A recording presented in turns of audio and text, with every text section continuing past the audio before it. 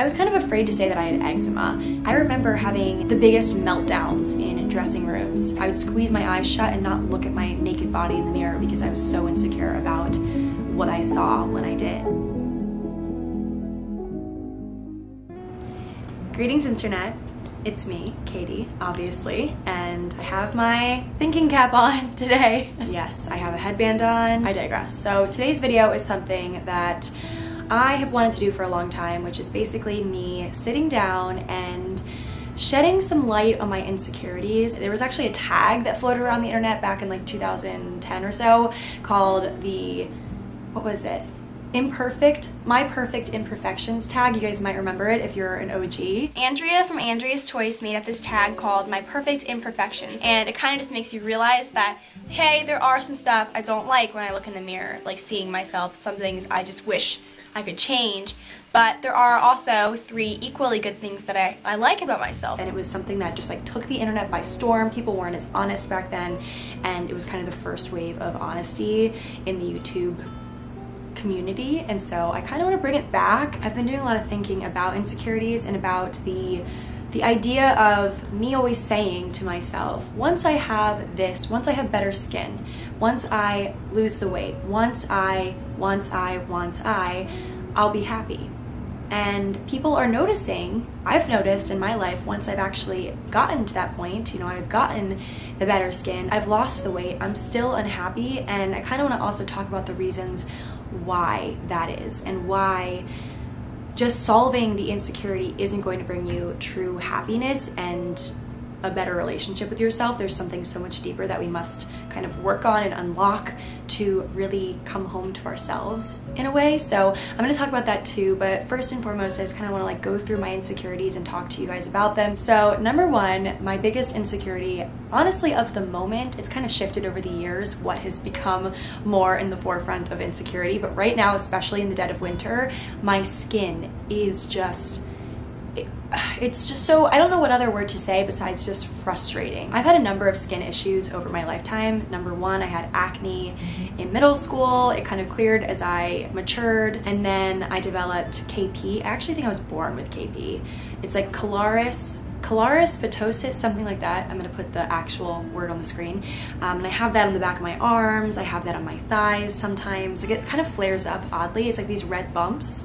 And then thirdly, I have eczema all over my body. I have eczema. It spreads into different areas, different years of my life. Like I remember when I first got to college, I had it so bad on my chest that I had to like come up with a reason. Like I was like, oh, I have an allergic reaction. I was kind of afraid to say that I had eczema.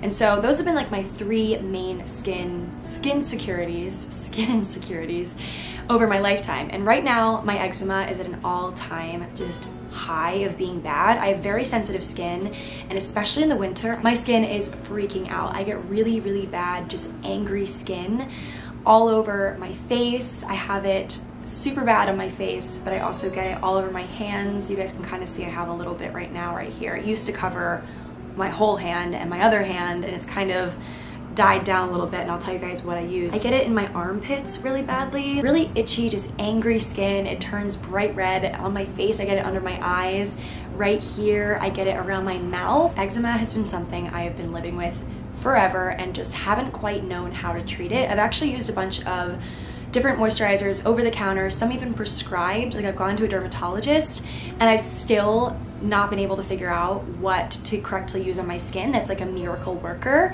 until I discovered Gladskin. As you guys know, I talked about them in my getting ready video. I unboxed them in my Vlogmas series, and I have been using this cream every single day, like 3 times a day. Like this is actually my 2nd bottle of it. The best thing ever is that Gladskin noticed how much I love their product in my stories on YouTube, just like I won't shut up about it basically.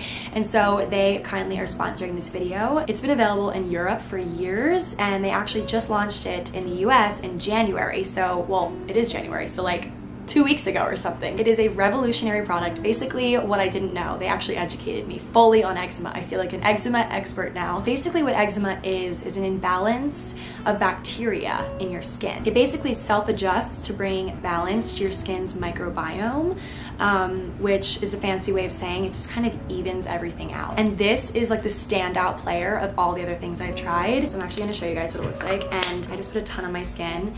It's a super thick consistency. It blends so nicely and my skin just looks so hydrated. I actually use this all over my body. It doesn't have a fragrance. It's super gentle. I noticed results from the product after just a few days of using, and now I've been using it for 2 months almost. Certain areas of my body have taken a little bit longer to fully heal, but this actually used to cover like my whole hand, and I would just really not show my hands. I'd wear sleeves that were long enough to cover my hands at work. My concealer would just like crust off under my eyes. It was super, super glamorous, as you guys can tell. Gladskin Eczema Cream has absolutely saved my life, and I want you guys to try it out for yourself if you have really sensitive skin. So I use this numerous times a day. I also only take lukewarm showers and baths now, which is kind of the worst, but really hot temperatures and really cool temperatures is really bad for eczema. It just like really irritates the skin. So I take lukewarm baths and lukewarm showers. And by far the worst thing I've had to do is slowly cut out dairy. Dairy is really bad for eczema and probably a lot of other things too, like a lot of other health problems. Like dairy is just like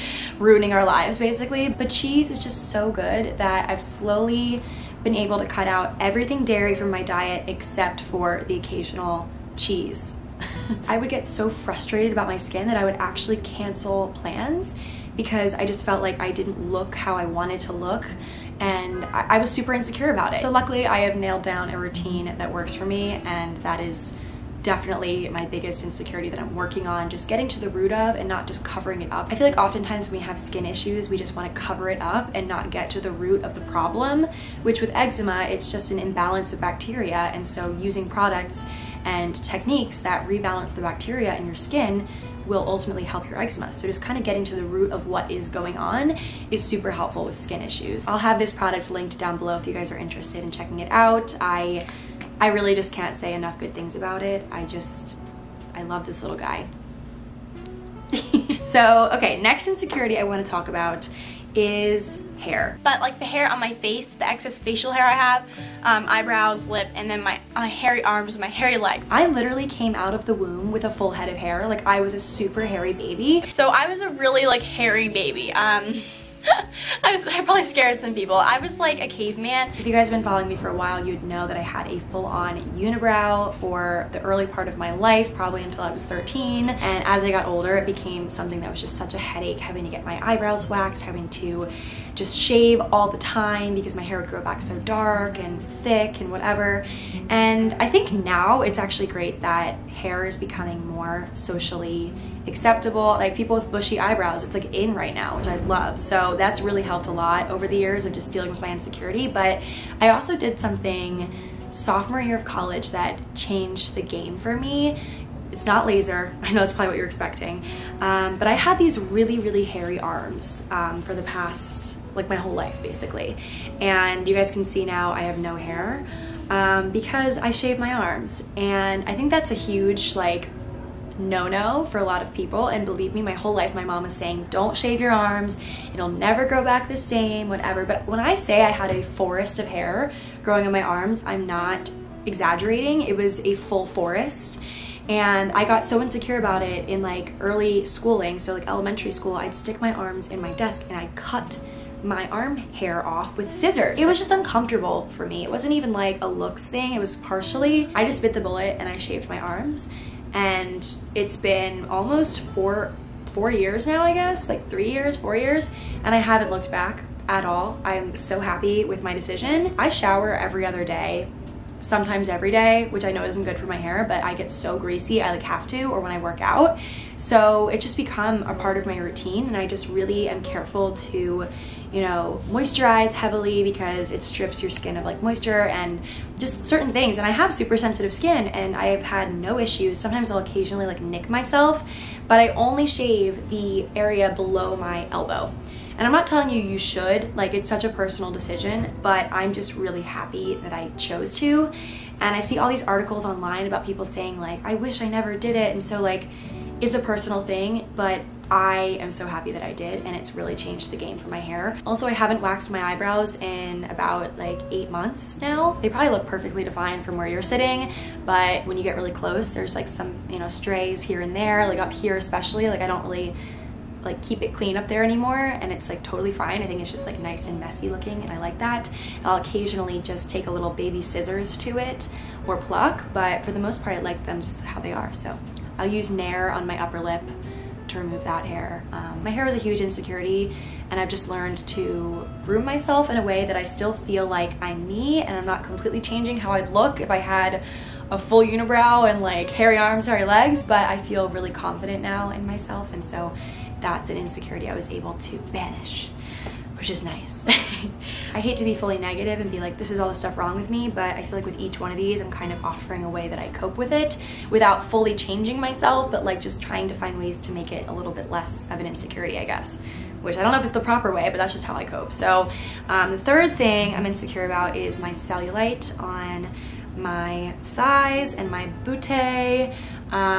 I've had cellulite for a really long time. Like even when I was younger, I had it. You can be a pretty fit person and still have cellulite. I think that's like the biggest myth that needs to be busted, especially for guys who like don't really understand. They're like, oh, she's cottage cheese thighs. And that just rubs me the wrong way for so many reasons, because, you know, I've been down on myself for years about my cellulite. And then I realized one day, like, these legs propel me everywhere. They get me up off the ground when I've had a bad day. They walk me all over this city. They get me from point A to point B. They keep me grounded. They hoist me up. They, you know, they deserve more than what I'm reducing them to, just cellulite infested, chunky tree trunk thigh legs, or whatever you say, tree trunk legs. I refuse to talk to my body like that any longer. It all kind of comes down to negative just self-talk. And I remember having the biggest meltdowns in dressing rooms, and you know, the unflattering lighting in some of these darn dressing rooms. I'm like, what the heck? Like, what are you trying to do here? You're trying to make me feel as horrible as possible about myself. I'm not gonna buy your clothes, first and foremost. I would have to close my eyes when I was like getting dressed before I had the outfit fully covering the areas that I was insecure about. I would just like I would squeeze my eyes shut and not look at my naked body in the mirror because I was so insecure about what I saw when I did. And it's such a real thing. And I think also just the reason why insecurities like this get us down so much, I'm not going to just blame social media, because I think social media is a huge contributor, but it's not the sole contributor. I think that this world as a whole, there's a lot of false things in this world, messages that we're receiving from people and our friends, even people that we love. Just we're hearing people talk badly about themselves and about other people, and it's a domino effect onto us. And so we look at ourselves and we feel down about how we look, and you're a terribly real thing in a terribly false world. I love that quote, and that is why you're so sad. I actually wrote down some stuff from this article I was reading from The Cut, and you know, kind of how I was saying earlier, that the once I have blank mentality is kind of ruining us, because we think that there's ultimately going to be a place that we'll get to where we're fully happy with ourselves, where we're fully without insecurity, where we're fully without sadness over the way we look, the way our skin looks, the way our hair looks, whatever. And the fact of the matter is, even if we have all these remedies, these things that we use and do to make ourselves feel better about our insecurities and about what's bothering us, that's only skin deep. That's where it kind of stops, and you have to focus on doing the hard work of working on you. Having this beauty, yes, it does satisfy a part of you and satisfy a part of other people, I guess. It's something that isn't as impressive as having beautiful things in your being, in your soul, that you like sprinkle beautiful things wherever you go. And I don't want to sound like a cliche and just like being super cheesy as I usually am, but it's true. It's like you can work on all these things and you still will feel empty if you don't work on beautifying your soul and your being and enriching yourself from the inside and working on that part of you. Yeah, those are some insecurities. I think another insecurity that I haven't really touched on yet is weight gain. I gained a little bit of weight, just packing on a few pounds over the years. There's no glamorous way to say it. I've gotten a little bit rounder, a little bit, I mean, you're gonna be like, Katie, what the heck? But like, I mean, it's kind of just a simple thing. Like over the years, as you age, as you mature, as you experience all that life has to offer, all the foods, all the things, all the places, you gain a little bit of weight. And I've gained some weight through college, you know, discovering how I can binge drink. I've gained some weight here and there. And it really bothers me when I see myself like in a photo from the side and I have like a double chin or something, or like my arm looks really bad from the side. And I've just learned to like know that it's okay if I'm a little bit soft and squishy and huggable. It's great to be athletic and to have a really athletic build and to have muscle, and that's great for some people. But for me, I don't mind being a little bit softer around the edges, and I think there should be more hype around, or just not so much anti-hype around having a bit of a softer figure. I still exercise and I still, you know, do things to make sure that my health is in check, but I just don't have a six-pack going on, and that's fine with me. I think I'm just starting to kind of reframe the way that I look at my insecurities, and that's kind of how I've gotten through things. My cellulite, I've learned to just look at and think, you know, these legs get me up mountains, okay? I've literally climbed to the top of Mount Vesuvius in Pompeii. These legs got me up there, and so I gotta stop being down on them. My thighs, yes, they're a bit thicker than my friend's thighs, and that's okay, because, you know, when a baby sits on my lap, he'll feel super comfy. It's your battle scars. It's a mark of being a warrior that you have things that aren't quite right by society's standards. I read this really powerful article in The Cut, and basically they said, the author said, no one arrives at some happy destination and then stops feeling angry forever. And I kind of took that as being like, no one is fully arrived somewhere where they feel like they're fully at ease with every element of their being. Like there's going to be something that is a little bit awry, like even in the most perfect lives. Sadness and rage and longing are baked into joy. They're the salt, fat, acid, and heat of emotional life. I just loved that analogy. I pictured like baking bread and like bread rising, and you know, there's not all just glamorous ingredients and things. Picture like a beautiful cake, like a wedding cake, like white frosting with these like really delicate flowers made of frosting. You know, not all beautiful ingredients went into making that cake. Certain ingredients that go into that cake aren't at all beautiful, and you wouldn't take an Instagram photo, I mean most people wouldn't, of like a sprinkle of salt like on a table, you know what I mean? But like the full picture, the full cake is what's beautiful. There's some ingredients that go into that cake that are kind of bitter, that are kind of salty, and they aren't sweet, but they do make something sweet. And I think that that sweetness, that cake is joy, and there's all these other feelings that go into finding and making that joy, and a lot of them aren't as cute and are kind of not pretty at all. And I think it's just reframing the way that we look at them, reframing the way that we talk to ourselves. I think the way that you talk about yourself is super important. It's just the most important thing. So something that I actually do to really cope with a bunch of my insecurities, as you guys know, is journaling. I do a lot of journaling. I have this one entry in particular, it's about insecurities, and it looks like this.